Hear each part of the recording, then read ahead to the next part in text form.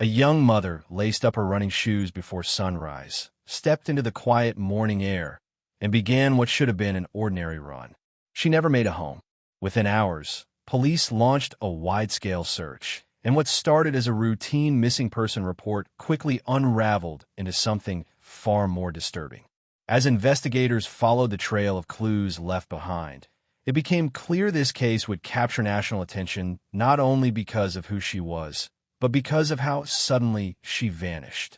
Hannah Whitmore was born on March 18, 1989, in Knoxville, Tennessee. She came from a family well known throughout the region, not for controversy, but for influence and philanthropy. Her grandfather had founded a regional construction supply company decades earlier, a business that eventually grew into a multi-million-dollar enterprise serving much of the Southeast. While the family lived comfortably, they were equally recognized for their quiet charitable work, funding scholarships, community programs, and local nonprofits. Many assumed Hannah would one day take on a leadership role in the family business. Instead, she chose a completely different path. Hannah wanted to teach. After graduating from a private preparatory school, she attended the University of Tennessee, earning her bachelor's degree before completing a master's program in early childhood education. She was driven, disciplined, and deeply passionate about working with young children. But academics were only part of who she was. Hannah had always been athletic. In college, she played competitive soccer and later discovered a love for long-distance running. What began as a way to stay active soon became a defining part of her life. She ran local races, half-marathons, and eventually set her sights on larger competitions. After completing her education, Hannah accepted a position as a preschool teacher in Johnson City, Tennessee, where she and her husband later settled. From her very first year, it was obvious she was exactly where she belonged. Parents trusted her. Children gravitated toward her. Colleagues described her as patient, warm, and endlessly energetic. Outside of work, Hannah was deeply involved in her church community. It was there she met Daniel Whitmore, a fellow volunteer known for his quiet demeanor and strong sense of faith. The two began dating, married a few years later, and eventually welcomed 2 young children. Family life became Hannah's world. She balanced motherhood with her career, church involvement, and an unwavering commitment to staying active. The Whitmores loved spending time outdoors, hiking nearby trails, planning weekend camping trips, and exploring new places whenever life allowed. Running, however, remained Hannah's personal ritual. By 2023, at age 34, she had begun training seriously for a major marathon scheduled later that year. To fit her training into an already packed schedule, Hannah adjusted her routine. She began running earlier than ever, often leaving the house just after 4:30 a.m., so she could return in time to help get the children ready and still make it to work. Then came the morning everything changed. On August 14th, 2023, Hannah woke before dawn, quietly got dressed, and headed out for her usual run. The Whitmore home was located a short distance from East Tennessee State University, and Hannah often ran along the edge of campus where the routes were familiar and well-lit.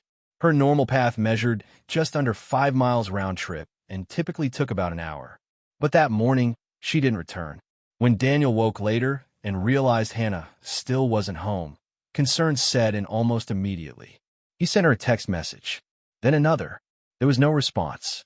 He tried calling her phone once, twice, several times, but it went unanswered. That alone was alarming. Hannah was known for being dependable and always kept her phone within reach.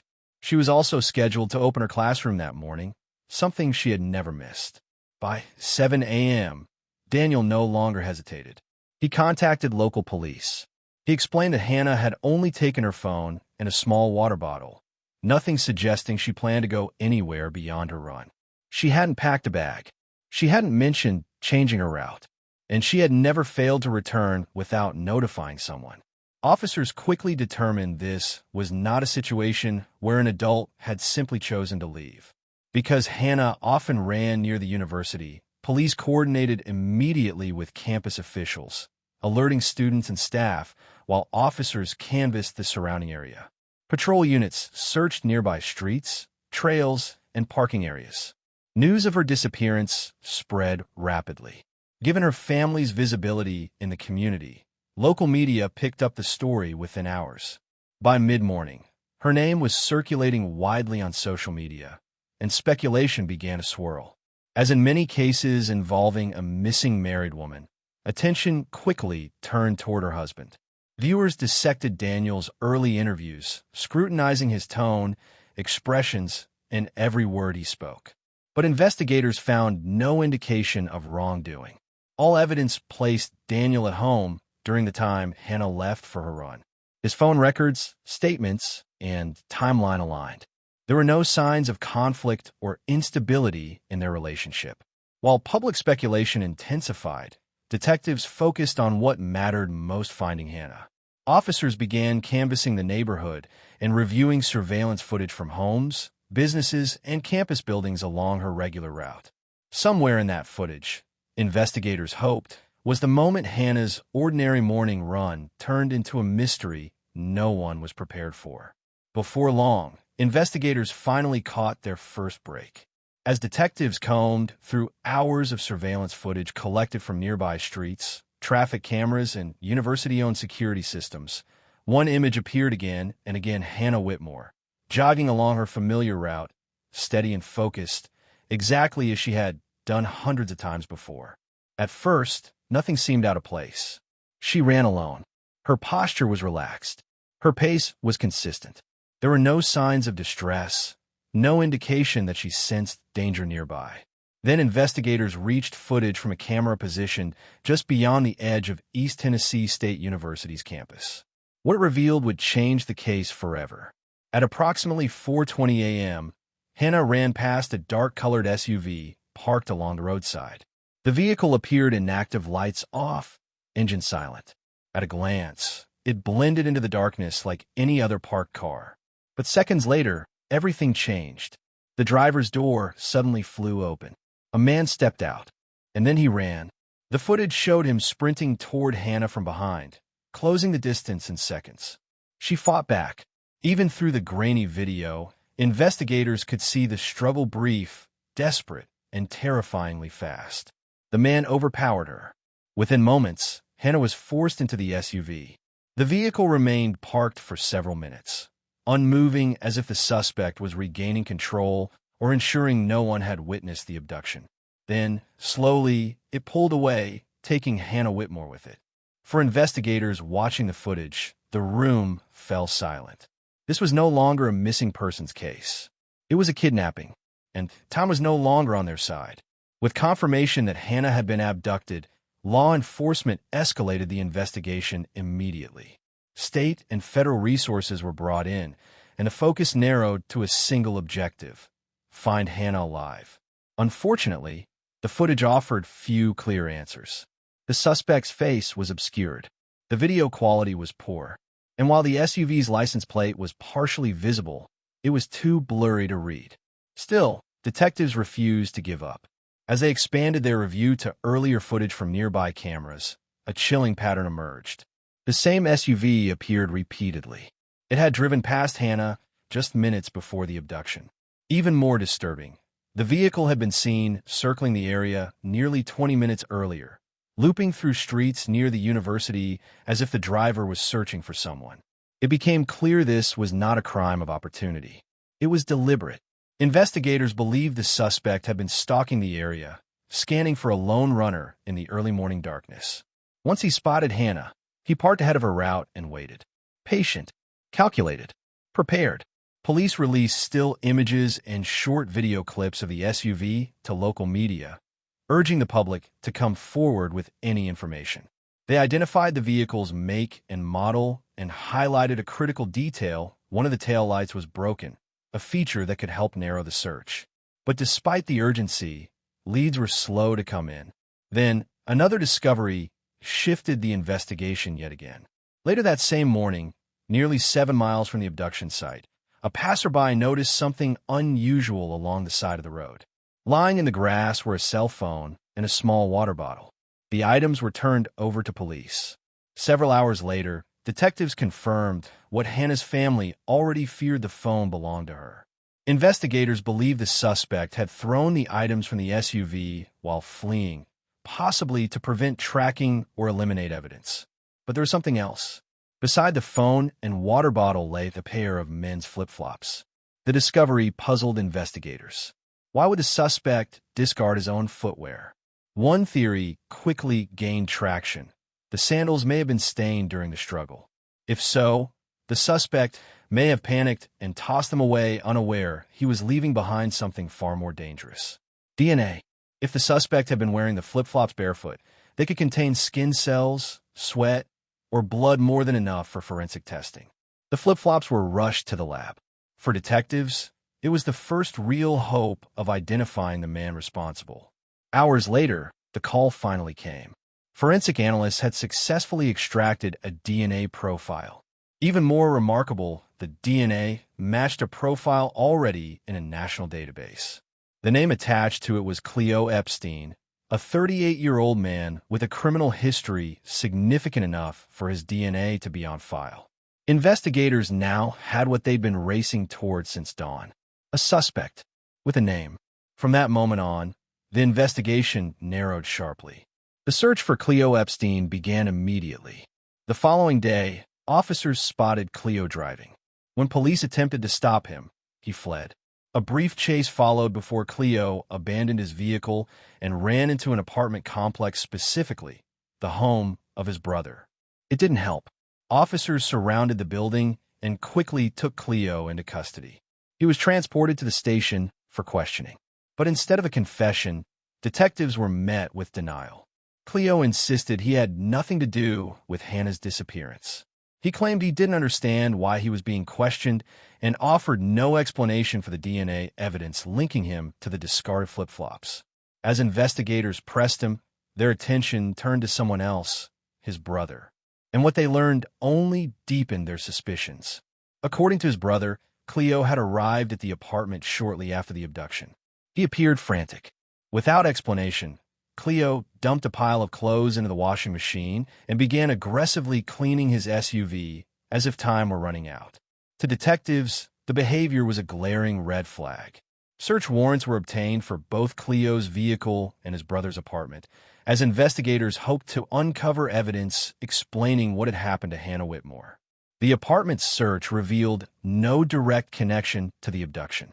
However, officers did uncover illegal drugs and weapons, leading to the brothers' arrest on unrelated charges. But Cleo's car remained the key, and what investigators were about to find would push the case into its darkest chapter yet. Forensic investigators had finally found what they were looking for. Inside Cleo Epstein's SUV, technicians discovered traces of blood. The samples were rushed to the lab, and the results were grimly conclusive. The blood belonged to Hannah Whitmore. Even with this damning evidence, Cleo continued to deny any involvement. He refused to explain how Hannah's blood ended up inside his vehicle or what had happened after the abduction. Detectives clung to the possibility that she might still be alive, but with every passing hour, that hope grew increasingly fragile. The search continued relentlessly through Monday. Late that evening, a member of a search team made a devastating discovery. A woman's body had been found in a patch of tall grass on an abandoned property just a few hundred yards from where Hannah's discarded phone had been recovered.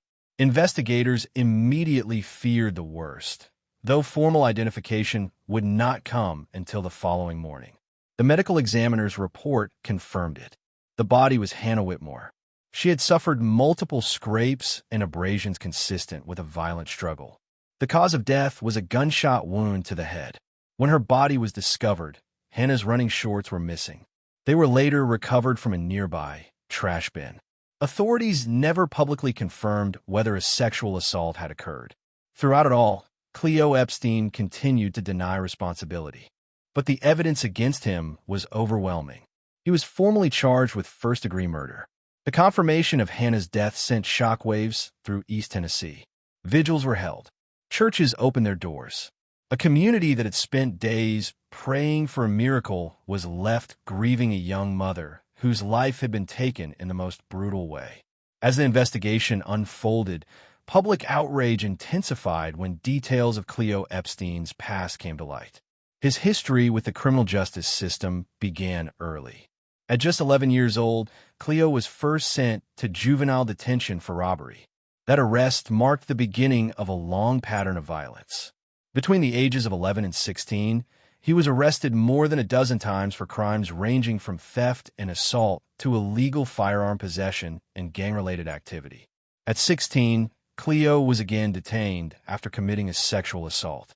He served several months before being released into the care of a family member.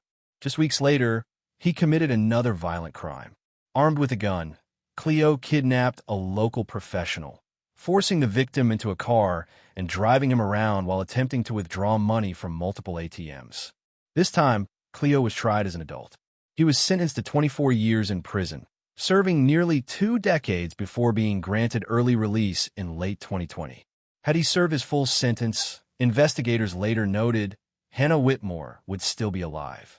Following Cleo's arrest in Hannah's case, another woman came forward. Her name was Alicia. More than a year earlier, Alicia had survived a terrifying encounter with Cleo Epstein. In the summer of 2021, she met him through a dating app. After weeks of messaging, Cleo arranged a late-night meeting, providing an address and asking Alicia to pick him up. When she arrived, the property was abandoned. There were no lights, no signs of anyone living there. Once inside, Cleo pulled a gun. He forced Alicia back in her car and assaulted her despite the fact that she was several months pregnant. Afterward, he fled, leaving her to drive herself to the hospital and report the crime. Forensic teams collected DNA evidence. Alicia provided police with Cleo's dating profile, phone number, and photograph. Investigators had his name, his face, his DNA dot, and a victim willing to testify. And yet, Cleo Epstein remained free. The reason was devastating. Despite having sufficient evidence, the case was never completed. Critical paperwork was delayed. Reports went unfinished. Most shockingly, the DNA collected from Alicia's assault was never entered into the national database until after Hannah Whitmore had been murdered. It was a catastrophic failure. A system designed to protect instead allowed a violent offender to walk free long enough to kill again.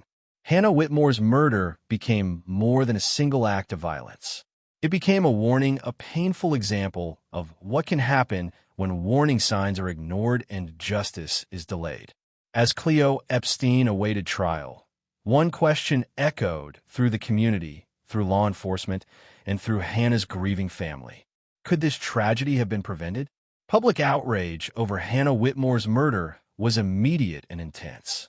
As details of the investigation became public, grief quickly turned to anger. Community members demanded answers, and attention shifted toward the failures that had allowed a known violent offender to remain free. Officials acknowledged that serious breakdowns had occurred within the system. In truth, Hannah had been failed more than once. First, Cleo Epstein had been released from prison years before completing his full sentence, a decision that gave him the freedom to offend again. Second, the violent assault reported by Alicia had not been fully processed in time.